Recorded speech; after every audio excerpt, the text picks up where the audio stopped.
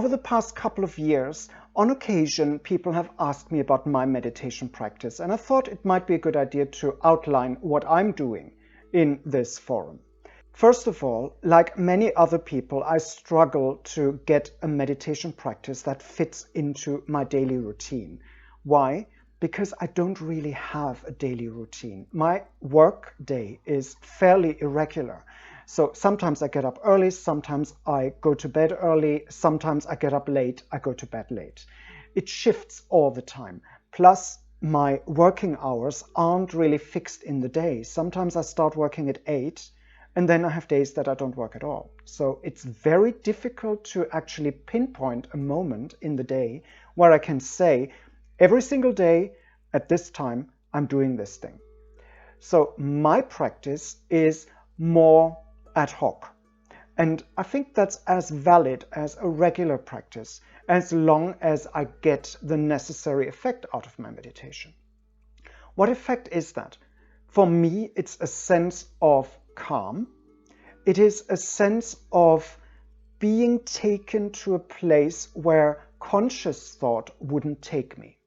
And in my particular case, I actually enjoy doing meditations in group.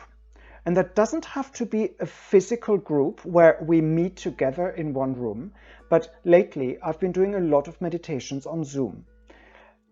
It may sound weird because you think of Zoom as something that happens on a screen.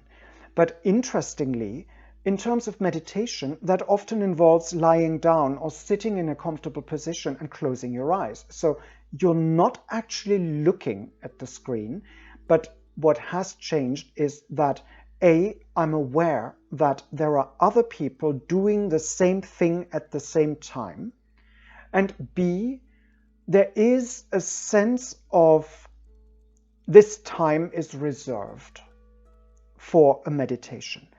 There is less of a chance of suddenly having a thought like, I have to water my plants, or I need to do the dishes, and jump up and do them. Because you're taken into a virtual room where you are sitting with other people. So there is a practical side to this as well. Also, because usually those kinds of online meditations are an appointment, it makes it more of an occasion than just deciding, oh, now I've got half an hour, I'll do a meditation. It's something you look forward to. It's something you plan into your day. It's something you work up to by saying maybe half an hour ahead of time, oh, I better prepare myself, maybe have a nice drink, calm down before I go into the room, which is something that tends to be difficult for many people when you're doing ad hoc meditation. Even if you make an appointment with yourself, let's face it, it doesn't count quite the same way as an appointment with someone else or even a group of people. Yes, a Zoom call is a bit less committed. You can always drop out. But if you're serious about taking part in the meditations online, you will sign up and you will dial in and you will participate like you would normally do in case of a physical meeting somewhere. Apart from those sets of meditations, what I also do is something I call unconscious meditation. And you're probably familiar with it, even though the term may sound odd. What I mean is those moments when you're doing something and your mind just drifts off. Maybe you're looking out of the window, watching the raindrops, or looking at the clouds going by, and your mind just goes away. I count that as a meditation because it has similar qualities to it. It takes you away from your daily humdrum. You let your mind go. You don't consciously think about anything. It's just what comes. And sometimes it's a jumble of things that come. But those are things that need to show up, that you need to see. And in that respect, it's very much like a guided meditation, where yes, you're getting cues to go into certain places, but the cues are usually vague enough for your own imagination to kick in and fill in the blanks. The same happens with this unconscious meditation. What you see let's say the raindrops or the clouds or people walking by in front of your window, isn't actually what you see.